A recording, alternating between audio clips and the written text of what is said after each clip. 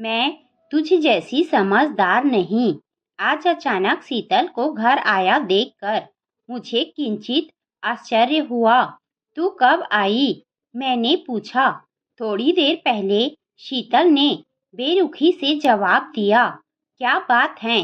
सब ठीक तो है ना? मुझे संशय हुआ। मेरे कथन पर शीतल चिल्ला उठी। मैं उस घर कभी नहीं जाऊंगी। शीतल का इतना कहना भर था कि मेरा सर्वांग कांप गया। भावी अनिष्ट की कल्पना मात्र से ही मैं शिहर गई।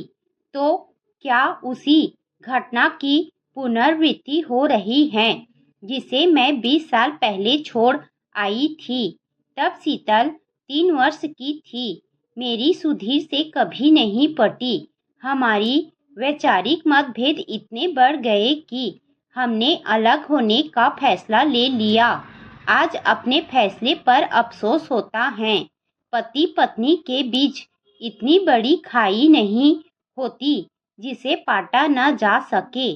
छोटे छोटे मतभेद तो रहते ही हैं। जैसे मैं मेहनती थी तो वही सुधीर आलसी। मैं हर काम में परफेक्शन चाहती तो वह किसी तरह काम को टालने में भरोसा रखता था। मुझे ईमानदारी पसंद थी। वही वह समय और अवसर देखकर अपनी बात कहता, वरना छुपा जाता। यही मुझे नहीं पसंद थी। मैंने अपने अलमारी में कभी ताला नहीं लगाया। पति पत्नी में कैसा दुराव छिपाओ। एक रोज उसने मुझसे बिना बताए 2000 रुपये निकाल लिए। शाम मैंने गिना तो रुपये कम मिले। मैं बिफड़ पड़ी। अचानक रुपयों की जरूरत थी, इसीलिए ले लिया।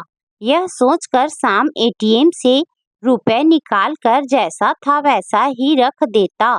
सुधीर बोला, मुझसे बता कर लेते तो क्या मैं इनकार कर देती?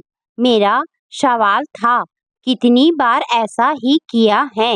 अगर तुम शाम को अलमारी ना खोलती तो अगली सुबह तुम्हें रुपए जस के तस मिलते। सुधीर ने लाख सफाई दी मगर मैं टस से मस नहीं हुई।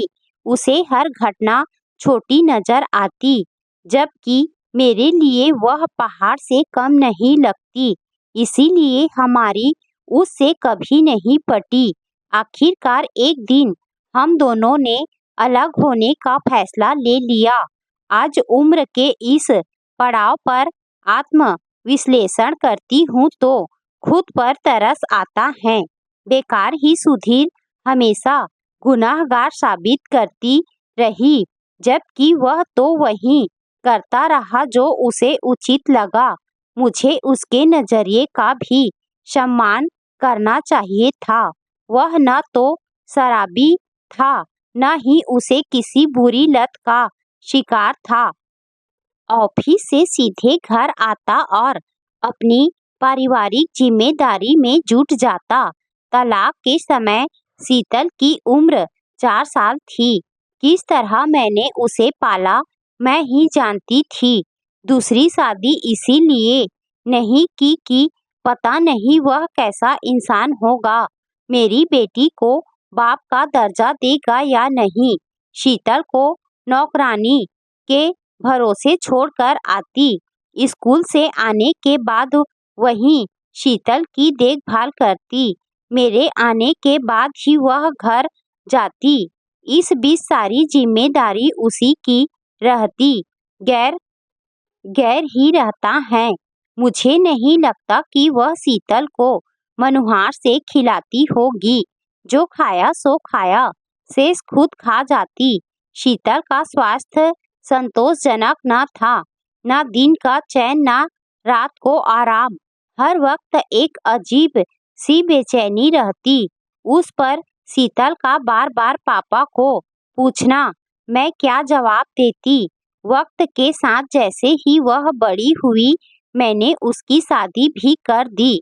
उसकी शादी के 1 साल ही बीते कि वह ससुराल छोड़कर मेरे पास आ गई। वह भी कभी वापस न जाने के फैसले के साथ।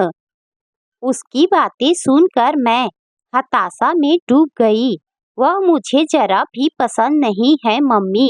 शीतल के तेवर तक थे, क्या कमी है उसमें, मेरा सवाल था। वही जो पापा में था।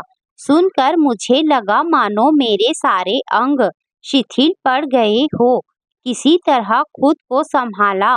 ससुराल छोड़कर आने का मतलब समझती हो, खूब समझती हूँ। मुझे नहीं रहना उस गंवार का साथ।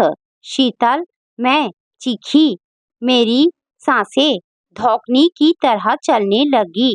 मैं सिर पकड़कर बैठ गई। उस रोज मैंने किसी तरह के बहस से बचाया।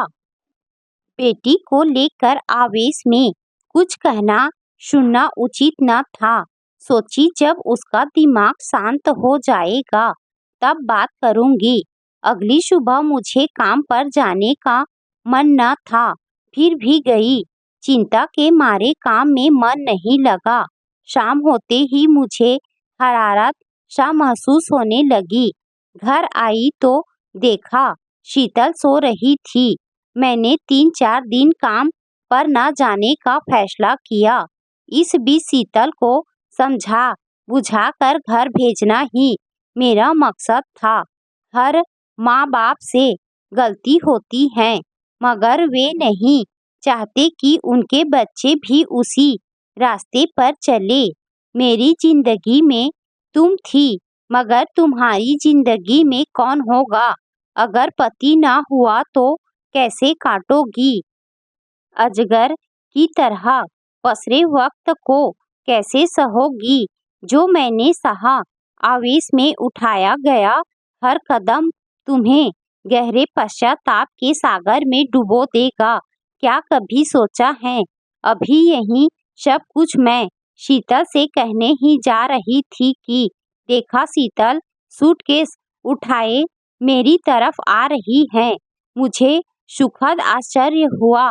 इससे पहले कि मैं कुछ पूछने की मुद्रा में आती, उसी ने कहा, घर जा रही हूँ। सुनकर मेरा मन भीग गया, आंखें छलछला आई।